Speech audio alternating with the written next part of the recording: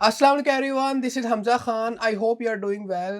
दो स्टूडेंट जो प्लान कर रहे हैं कि वो GK scholarship for under graduate programme 2024 के लिए अप्लाई करना चाहते हैं, तो आज हम बात करने जा रहे हैं कि कौन से वो लिस्ट ऑफ डॉक्यूमेंट्स हैं जिनको या तो आपने अपोस्टल करवाना है या कंसोलर कंफर्म करवाना है। क्योंकि स्टूडेंट को एक कन्फ्यूजन होती है कि कौन से डॉक्यूमेंट्स जो हैं हमने अपोस्टल करवाने हैं या हमने कंसोलर कंफर्म करवाने हैं। तो इस चीज़ के बारे में आज हम बात करेंगे कि वो कौन से लिस्ट ऑफ डॉक्यूमेंट्स हैं that actually need to be a postal और consular confirm। और ना सिर्फ ये बल्कि कुछ इंपॉर्टेंट चीज़ें हैं रिगार्डिंग दोज डॉक्यूमेंट्स जो कि आपको पता होनी चाहिए जब आप उनको अपोस्टल या कंसोलर कंफर्म करवा रहे हों। तो इन चीज़ों के बारे में हम बात करेंगे। तो सबसे पहले अगर हम बात करें कि लिस्ट ऑफ जो डॉक्यूमेंट्स हैं जो हमने अपोस्टल करवाने हैं या हमने कंसोलर कंफर्म करवाने हैं डिपेंडिंग ऑन द सिनेरियो, तो वो लिस्ट ऑफ डॉक्यूमेंट्स कौन से हैं। तो जो सबसे पहला डॉक्यूमेंट आपने अपोस्टल या कंसोलर कंफर्म करवाना है, that include your academic transcript of high school. तो आपके जो हाई स्कूल की एकेडमिक ट्रांसक्रिप्ट है, ये सबसे पहला डॉक्यूमेंट है जिसको आपने अपोस्टल या कंसोलर कंफर्म करवाना है। आफ्टर दैट आपके जो हाई स्कूल का ग्रेजुएशन सर्टिफिकेट है या जो एक्सपेक्टेड ग्रेजुएशन सर्टिफिकेट है, इसको आपने अपोस्टल या कंसोलर कंफर्म करवाना है। और इसी के साथ साथ अगर आप एक एसोसिएट डिग्री प्रोग्राम के स्टूडेंट हैं, यानी अगर आप एसोसिएट डिग्री प्रोग्राम को स्टडी कर कर आ रहे हैं, तो इस केस में आपके पास एकेडमिक ट्रांसक्रिप्ट जो है एसोसिएट डिग्री प्रोग्राम की और उसका जो ग्रेजुएशन सर्टिफिकेट है, इसको आपने अपोस्टल या कंसोलर कंफर्म करवाना है। और इन केस अगर आपके पास ग्रेजुएशन सर्टिफिकेट नहीं है, तो देन एक्सपेक्टेड जो ग्रेजुएशन सर्टिफिकेट है उसको अपोस्टल या कंसोलर कंफर्म करवाना है। जो नेक्स्ट डॉक्यूमेंट है that is the proof of citizenship document.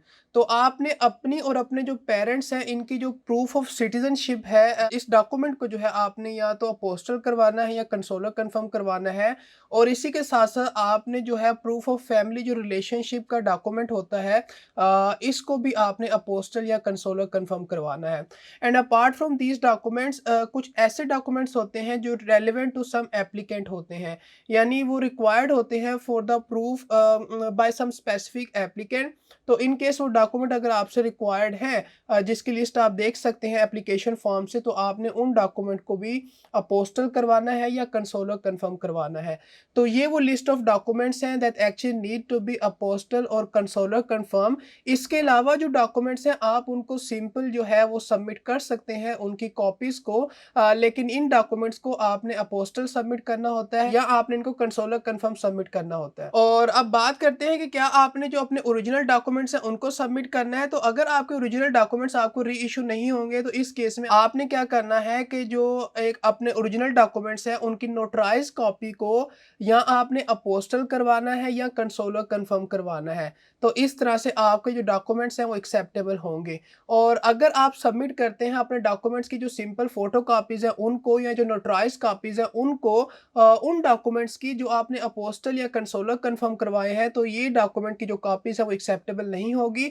तो आपने क्या करना है कि नोटराइज कॉपी बनवाएं अपने डॉक्यूमेंट्स की और देन उसको अपोस्टल करवाएं या कंसोलर कंफर्म करवाएं। आपके जो डॉक्यूमेंट्स हैं वो इंग्लिश या कोरियन लैंग्वेज में होने चाहिए और उनको आपने अपोस्टल और कंसोलर कंफर्म करवाना है। और इन केस अगर आपके डॉक्यूमेंट्स इंग्लिश या कोरियन लैंग्वेज में नहीं है, तो इस केस में आपने क्या करना है कि आपने जो है उनको अपोस्टल करवाना है या कंसोलर कंफर्म करवाना है उन ओरिजिनल डॉक्यूमेंट्स को या उन सर्टिफाइड ट्रांसलेशन डॉक्यूमेंट को, जो आपने इंग्लिश या कोरियन लैंग्वेज में करवाए होंगे। वो स्टूडेंट जो बिलोंग करते हैं किसी ऐसे कंट्री से जो फॉल करते हैं in the list of apostille convention country, तो आप लोगों ने अपने जो डॉक्यूमेंट्स हैं उनको अपोस्टाइल करवाकर सबमिट करना है। बट हाउएवर आप अपनी जो हाई स्कूल की एकेडमिक ट्रांसक्रिप्ट है और जो ग्रेजुएशन सर्टिफिकेट है उसको कंसोलर कंफर्म करवाकर भी सबमिट कर सकते हैं। वो स्टूडेंट जो पाकिस्तान से अप्लाई करने जा रहे हैं, तो उन स्टूडेंट के लिए एक बात यह है कि पाकिस्तान ने भी रिसेंटली अपोस्टाइल कन्वेंशन को ज्वाइन कर लिया है, तो आप अपने डॉक्यूमेंट्स को अपोस्टाइल भी करवा सकते हैं। तो वो स्टूडेंट जो अप्लाई कर रहे होंगे GK scholarship for under graduate programme 2024 के लिए एम्बेसी ट्रैक के थ्रू,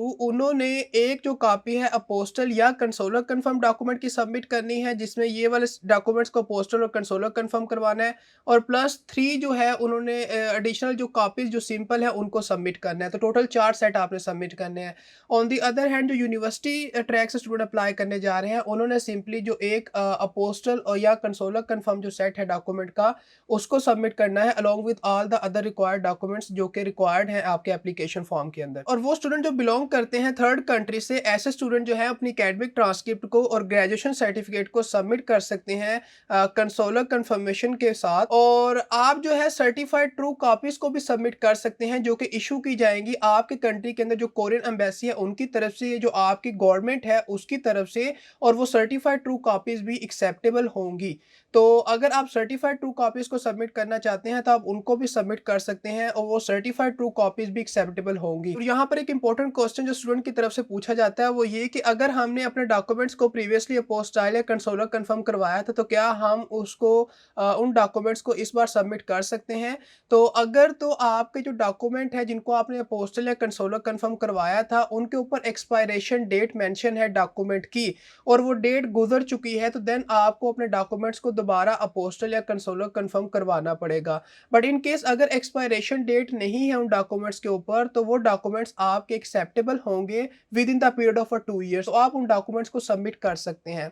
और लास्ट पर एक इंपॉर्टेंट बात कि अगर आप जो है अपोस्टाइल अपने डॉक्यूमेंट्स को नहीं करवा सकते, यानी आपने कंसोलर कंफर्म करवाना है, तो इस केस में आप क्या कर सकते हैं कि अपने डॉक्यूमेंट्स को एक्सेप्टेबल करवाने के लिए आपने अपने डॉक्यूमेंट को जो है पहले ओरिजिनल जो डॉक्यूमेंट है जिनको अपोस्टल सबमिट करना है या कंसोलर कंफर्म सबमिट करना है, और अब अगर आपके केस में सिर्फ कंसोलर कंफर्म ही वो डॉक्यूमेंट हो सकते हैं तो इस केस में तो आप फिर अपने ओरिजिनल डॉक्यूमेंट्स तो सबमिट नहीं कर सकते क्योंकि जो कंसोलर कंफर्मेशन है वो आपको ओरिजिनल डॉक्यूमेंट्स पर ही मिलेगी, तो आपको वो डॉक्यूमेंट्स जो है दोबारा से रिटर्न भी नहीं किए जाएंगे।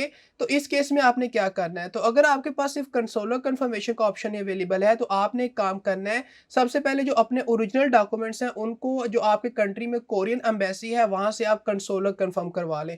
तो जब आप उनसे उनसे कंसोलर कंफर्म करवा लेंगे तो उन डॉक्यूमेंट्स की आप कंसोलर कंफर्मेशन के बाद कॉपीज बना लें, और कॉपीज बनाने के बाद दोबारा से अपने ओरिजिनल डॉक्यूमेंट्स को और कंसोलर कंफर्मेशन की जो कॉपीज अब आपने बनाई है इन दोनों डॉक्यूमेंट्स को दोबारा से कोरियन एम्बेसी के पास ले जाएं आपके होम कंट्री में जो है, और उन्हें कहें कि इन कॉपीज को जो है वो कंसोलर कंफर्म दोबारा कर दें, तो वो आपको दोबारा से उन कॉपीज को कंसोलर कंफर्म कर देंगे। ये प्रोसेस थोड़ा टाइम जरूर लेगा, इसमें थोड़ा टाइम लग सकता है, लेकिन इस तरह से फिर वो जो आप कॉपी ऑब्टेन करेंगे दोबारा से कंसोलर कंफर्म हुई हुई वो कॉपीज आपकी एक्सेप्टेबल होंगी और उन डॉक्यूमेंट्स को एक्सेप्ट किया जाएगा, और देन आप जो है GK scholarship for under graduate programme 2024 के लिए अप्लाई कर सकते हैं और आपके डॉक्यूमेंट एक्सेप्टेबल होंगे। तो ये थी इन्फॉर्मेशन रिगार्डिंग द कि कौन से डॉक्यूमेंट्स जो हैं हमने उनको अपोस्टल करवाना है या कंसोलर कंफर्म करवाना है। सारे डॉक्यूमेंट्स को अपोस्टल और कंसोलर कंफर्म नहीं करवाना, सिर्फ उन्हीं डॉक्यूमेंट्स को अपोस्टल और कंसोलर कंफर्म करवाना है जो कि रिक्वायर्ड है या रेलेवेंट टू सम एप्लीकेंट्स हैं। तो किस तरह से उनको अपोस्टल करवाना है, कंसोलर कंफर्म करवाना है, इस चीज को मैंने आपको एक्सप्लेन किया। और इनकेस अगर आपके पास सिर्फ कंसोलर कंफर्मेशन का ऑप्शन अवेलेबल है तो उस केस में आपने किस तरह से अपने डॉक्यूमेंट को सबमिट करना है ताकि वो एक्सेप्टेबल हो, इस चीज को भी मैंने आपको एक्सप्लेन किया। आई होप सो कि जो इन्फॉर्मेशन थी रिगार्डिंग द डॉक्यूमेंट अपोस्टल और कंसोलर कंफर्मेशन ये आपको क्लियर है। But if you still have any confusion, any Curie, you can definitely ask me. I will try to answer your question as soon as possible. So that's all from today's video. Meeting the next one. Till then, Allah Hafiz.